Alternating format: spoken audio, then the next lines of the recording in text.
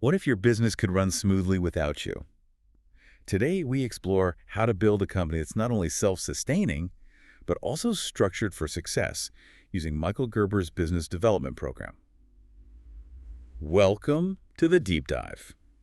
We've got this really fascinating concept to explore today. It's this idea that you can actually build a business maybe when you already have, or even just when you're thinking about that kind of operates on its own, something that doesn't need you, constantly putting out fires just to keep it going. Right. Not just surviving, but actually thriving independently. Exactly. It's about getting real independence, moving beyond what might feel like, just a demanding job you happen to own, and turning it into a genuine asset, a thing that works well, separate from you. Absolutely. And the source material we're digging into today, which is really drawn straight from Michael Gerber's work, very influential stuff. It gives us a specific, pretty comprehensive framework for doing just that. A framework. Yeah, it introduces this concept called the Business Development Program, capital BDP, and it's presented as the essential tool, the roadmap, really, to build this kind of autonomous, successful business. It makes me think of this quote that was in the source material. It's from Michael Murphy, talking about golf, of all things. Oh, yeah. He says something like, as you grow in golf, you come to see the things you learn there in every other place. He talks about the grace and discipline, the extra feel, the extra strength, and knowing how those things start showing up elsewhere in life. That's interesting, applying that to business. Right. It makes you think building a business that really works isn't just about, luck or working yourself to the bone. It's about applying a certain discipline, a kind of intentionality, maybe even that grace, to the structure itself. That parallel feels spot on. It really highlights the kind of business we're discussing today. Well, it doesn't just happen by accident. No. It takes a deliberate, disciplined process. Like mastering any complex skill, really. You're not just putting a company together, you're mastering the process of building it, thinking intentionally about every single piece of the structure. Okay, so let's really get into this core idea from the source. Yeah. The main task, the big mission here, is to stop thinking of your business as just, your business, the thing you do every day. Right. And start seeing it, even if it's already up and running, as the prototype, the model for potentially 5,000 more just like it. Yeah, that number, 5,000, Yeah. It's not arbitrary, I think. It's meant to force a huge shift in how you look at things. How so? Well, if you truly believe deep down that you were building the very first perfectly tuned model that would be copied thousands of times, how would that change what you do today? Yeah. You wouldn't just wing it. Exactly. You wouldn't build it based on, just making it up as you go or relying only on your own unique skills or maybe one or two key employees. No, you'd have to build it for repeatability. Repeatability, predictability, flawless execution, even when operated by, potentially thousands of different people down the line. It stops being just a business. It becomes the blueprint. The foundational design for a whole network, a whole system of businesses. Yeah. That definitely elevates your thinking. Yeah. You move from the tactical, like, how do I fix this one problem right now, to the strategic. How do I design a system so this problem and all the ones like it get solved consistently, efficiently, effectively, by anyone following the model thousands of times over. Precisely. It makes you scrutinize every process, every role, every interaction, not just for how it works today, but how it fits into this larger blueprint for, mass production in a way. Right. And to make this idea less abstract, the source gives us this really potent thought experiment. Calls it the acid test. Ah, yes, the acid test. It's designed to give you a very clear, maybe sometimes uncomfortable picture of whether your business is truly heading towards becoming that self-sustaining prototype. Okay, the acid test. I'm Right. ready. Lay it on me. What's the setup? Okay, imagine this. Someone walks into your business right now. Not just anyone, but a serious, qualified buyer. And they're there with the explicit intention of buying your company. Okay. Serious buyer. Ready to deal. Got it. Now, here's the crucial part. The condition. It's the heart of the test, really. This buyer will only buy your business If it works. Okay, that seems reasonable. But wait, there's more, and this is critical. They'll only buy it if it works without requiring a lot of work from them. Okay. Less work for the buyer. And, most importantly, without you needing to be there to make it work. Wow. Okay. That definitely sharpens the focus, doesn't it? It does. It just cuts through everything else. Forget the emotional attachment. Forget how hard you work. Does the thing itself function independently? Can someone else step in, follow the process, and get the same results without it all falling apart. Right. Is its success tied inextricably to your personal presence, your constant input day in and day out? That's the tough question. The one that probably makes a lot of business owners squirm a bit. It can be uncomfortable, absolutely. Because if the honest answer is no, or, well, not really, then what you've likely built isn't so much a business asset, but, well, a very demanding job for yourself. Yeah. But the acid test scenario in the source, it isn't just about pointing out the potential problem, it's also about painting a picture of the solution. What does it look like? What does it feel like when you've successfully used the business development program? So let's imagine that. You've done the hard work. You built this prototype. The buyer's there looking around. You know you can pass the test. What's that internal feeling? The source describes it really well. Imagine your confidence, not arrogance, but this deep, quiet smile inside. The smile inside. I like that. Yeah. Knowing your business doesn't just work, but it works better, more predictably, more smoothly, more efficiently than maybe any other business the buyer has ever encountered. That's a powerful feeling, the confidence that comes from knowing you built something solid, something independent. Exactly. It's earned confidence based on the structure you've created. Okay, so you've got this inner confidence. You start walking the buyer through. What are you showing them specifically? It can't just be like the office space or the profit and loss statement. No. The source makes it clear you're walking them through, explaining each component of the business. But the real emphasis, the key thing, is showing how each component works seamlessly with every other component. So it's about the connections, the flow. Precisely. You're not just pointing out, here's marketing, here's operations, here's finance. You're demonstrating the interconnectedness, how the output from this system becomes the input for that one, how it all fits together into this smooth, functioning, operational machine. You're revealing the system of the business. Okay, so what are some concrete examples? What specific things would you highlight on this tour to show the buyer, look, my business development program worked. The source mentioned some key elements. Right. The first critical thing you'd highlight is how you've innovated system solutions to people problems. This is absolutely fundamental. System solutions to people problems. What does that mean exactly? Well, think about common people problems in a business. Inconsistent customer service, maybe, or recurring errors. Knowledge that just disappears when a key employee leaves.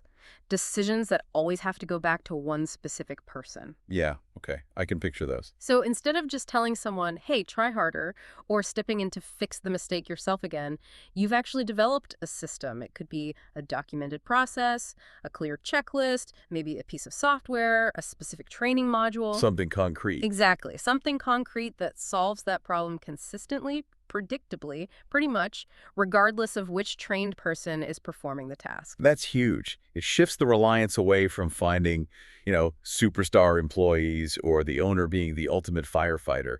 The solution is baked into the process itself. That's it. So you're showing the buyer the documented system for handling customer complaints, or the system for ensuring quality control on the production line. You're not just introducing them to Sarah, who's really good at QC. You're showing them the QC process that Sarah and anyone else trained on it follows. The repeatable method. Got it. What's the second thing the source says you'd show the buyer? The second thing is how you've quantified the results of those systems innovations. Quantified results. So data. Data. Proof.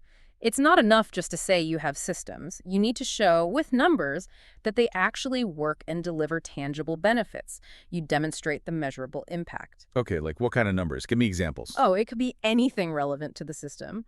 Maybe you show a chart demonstrating how error rates on customer orders dropped by 80% after implementing a new order entry checklist. Nice. Or data showing customer service response times cut in half because of a new ticketing system and process. Or maybe lower customer acquisition costs because your documented marketing funnel is working predictably. Or higher conversion rates from the sales team because they're using a proven script and process. Exactly. Or improved customer satisfaction scores directly linked to following a specific service delivery procedure. You show the hard numbers that prove your systems aren't just ideas. They deliver superior, measurable outcomes. Right. Makes sense. A buyer isn't just buying your good intentions. They're buying a proven, data-backed operational machine. Precisely. They want proof the engine runs efficiently. Okay, so systems, solutions to people problems, quantified results. What's the third element from the source? The third thing you demonstrate is how you've orchestrated the innovations so they produce the same results every single time. Orchestration, that sounds like. coordination, Yeah. consistency. Consistency and predictability are key here. Think about it. A system that works brilliantly one day but completely falls apart the next. Well, that's not really a system, is it? It's just chaos with occasional good luck. Right. Unreliable. Orchestration means the system is properly integrated into the workflow. The training on how to use it is effective and consistent. There are checks and balances built in. It means you've done the work to ensure that executing the process correctly consistently yields the desired, predictable outcome. Every single time. That's crucial for a prototype, isn't it? It's not much of a model if the results swing wildly depending on who's doing the job or what day it is. Absolutely. You're showing the buyer a business that is reliable, dependable, predictable. Okay, so those three. System solutions, quantified results, orchestration for consistency. Those are the tangible proofs. And then the source says the tour continues and you introduce the buyer to your people. Yes, the team. What's supposed to happen in this ideal scenario when the buyer meets the team? It's quite a specific image the source paints. You, the owner, stand back, and your people. They proudly explain their accountabilities to this stranger, the potential buyer. Proudly explain their accountabilities, not just their tasks. No, their accountabilities. Yeah. Think about the difference. It implies they don't just know what they do, but they understand their role within the bigger picture, the larger system. They know how their piece contributes to the overall result. They understand why following the established system is important for everyone. And they're proud of that. Yes. That pride, the source suggests, comes from clarity, from knowing they're effective, from being part of something well-organized that works predictably well. It's not just a job. It's a role within a functioning, successful system. That's a really striking image. It's not you, the owner, having to explain what everyone does. It's the team members themselves, empowered by their understanding of the system and their role in it, clearly articulating what they are responsible for achieving. Right. It speaks volumes about the clarity of the organizational strategy, the effectiveness of the people strategy, the management strategy, everything working together. It shows the system is truly embedded in the culture and understood by the people operating it. Imagine, the source says, concluding this part of the thought experiment, how deeply impressed that potential buyer would be. I can see that. Presented with such order, such predictability, such irreproachable control. Those three words really capture it. Order, predictability, control.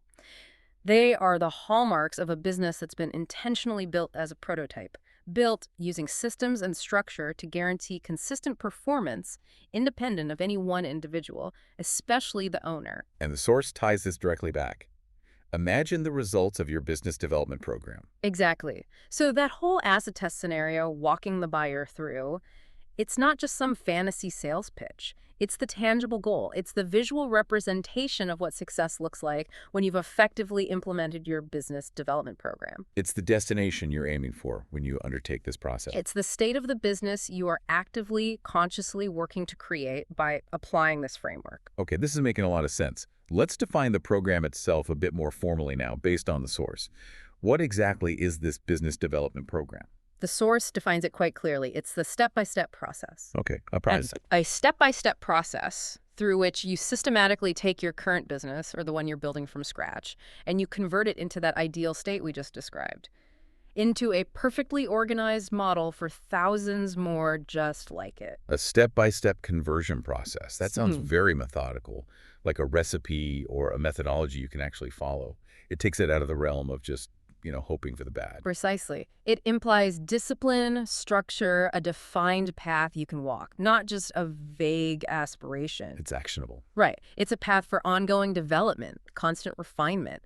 And the source clarifies its purpose even more by stating its role very directly. It says, your business development program is the vehicle through which you can create your franchise prototype. The vehicle. Okay. And the destination is the franchise prototype. That term keeps coming up. Let's unpack that a bit. It's a really key concept. It is absolute key. It doesn't necessarily mean you have to actually sell franchises, right? Not at all. You might never intend to franchise, but the power is in building your business as if you were going to. Why? What does that discipline force you to do? It forces you ruthlessly to eliminate dependence on individual brilliance or heroics. You have to build systems that are, well, almost bulletproof. Bulletproof systems. Think about it. A franchisee, or that future buyer we imagined, They won't have your unique background, your specific skills, your years of experience, your intuitive knowledge. Right, they're starting fresh with the model. Exactly. So they need a crystal clear, easily teachable, totally repeatable system to follow.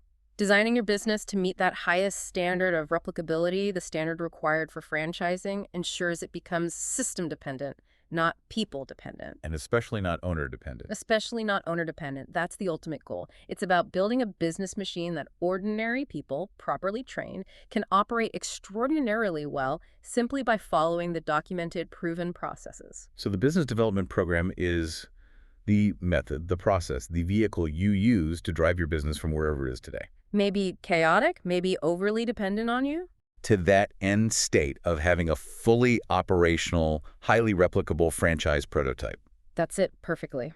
It's the systematic application of real entrepreneurial thinking, which means focusing on the business itself, treating the business as the product you're developing. Not just focusing on the products or services the business sells. Right. You're building the structure, the systems, the strategies that make the whole enterprise scalable, predictable, and ultimately independent of you, the owner. Okay. And the source then says, this program, this vehicle, it's made up of specific parts. It lists 7 distinct steps or components. Yes, it lays them out quite clearly as the core areas that you need to systematically develop. The source lists them as, number 1, your primary aim. Okay, primary aim. Number 2, your strategic objective. Strategic objective, got it. 3 is your organizational strategy. Organizational strategy, makes sense. 4, your management strategy. Management, okay. 5 is your people strategy. People strategy, crucial. 6, your marketing strategy. Marketing. And finally, number 7, your systems strategy. Systems strategy, Right. okay. Primary aim, strategic objective, organizational, management, people, marketing, and system strategies. That feels pretty comprehensive, like the foundational pillars of any solid business. It really does cover the key bases, doesn't it? And it's important to emphasize, based only on the specific source material we were given for this particular deep dive. Right.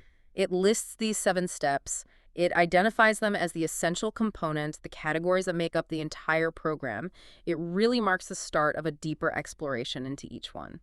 But this specific text doesn't dive deep into the how-to of each step. Not within this specific excerpt, no. The focus here seems to be squarely on presenting the overall framework, these 7 areas, and painting that compelling vision of the prototype business, using the acid test as illustration. Okay, that's a really important clarification. So the power in this piece of the puzzle is recognizing that these 7 areas are the non-negotiable building blocks. If you want that perfectly organized, predictable, controllable prototype business, the one that passes the buyer test, you must systematically address and develop each of these 7 aspects. Exactly. The source is essentially outlining what needs to be built. The detailed blueprints for how to build each specific component might be found elsewhere in Gerber's broader work, but here you get the essential checklist of ingredients. And just having that list, those 7 categories, feels incredibly useful. It's like a roadmap or even a diagnostic tool. Absolutely. If your business isn't running as predictably as you'd like, if it feels like it needs you for everything, you can look at this list of 7 and start asking hard questions. Like what? Like, have I really clarified the primary aim? Does everyone understand the ultimate why behind the business? Is the strategic objective clear and measurable so we know exactly what success looks like in concrete terms? Is everyone rowing in the same direction? Or maybe the organizational strategy is fuzzy. Roles aren't clearly defined. Accountabilities are vague, making it impossible for systems to be executed consistently. That's a common one. Or maybe the management strategy isn't actually focused on managing to the systems. Are managers holding people accountable for following the documented processes, or are they just managing personalities and fighting fires? That's a critical distinction, managing the system versus managing the people. It is. Or perhaps the people strategy is lacking. Maybe you're hiring good people, but you don't have a systematic way to train them to integrate them into the business's specific way of doing things, its systems. Or you haven't clearly defined those accountabilities we talked about, the ones they need to be able to proudly explain. Right. If your team can't articulate their role and how it fits into the machine, maybe the people strategy or how it links with the organizational strategy, needs some serious work. Yeah. You got it. And then there's the marketing strategy. Is it a defined, repeatable, measurable process for attracting the right kind of customers consistently? Or is it just ad hoc, relying on the owner's charm or personal network? which isn't scalable or replicable. Not at all. For a true prototype, the marketing engine itself needs to be systematized so that, theoretically, you could plug it into location number 4,999 and it would work just like it does in location number 1. Okay. And underlying all of this. Underpinning almost everything is number 7, the systems strategy itself. This is really where the rubber meets the road in terms of operationalizing everything. It's where you consciously design, document, implement, and manage all the core operational, financial, administrative, and support systems that make the business actually run day to day. So if the system strategy is weak, Then the business simply cannot achieve that state of order, predictability, and control we talked about. It just can't. The systems strategy is the bedrock. Remember those outcomes from the acid test. Innovating system solutions, quantifying results, orchestrating for consistency. Those are the direct results, the tangible outputs of a strong, well-executed systems strategy. wow. Okay, so looking at these 7, it's clear they're not isolated silos. They're deeply interconnected. Absolutely. You can't just perfect one and ignore the others. A brilliant system strategy is pretty useless if your management strategy doesn't ensure the systems are actually followed, right? Right. Or if your people strategy doesn't put capable, well-trained people in the right roles defined by the organizational strategy to operate those systems effectively. Exactly. They form an integrated, interdependent whole. Developing your business development program means systematically working on each of these areas, refining them, making sure they support each other, always keeping that vision of the perfect, replicable prototype front and center.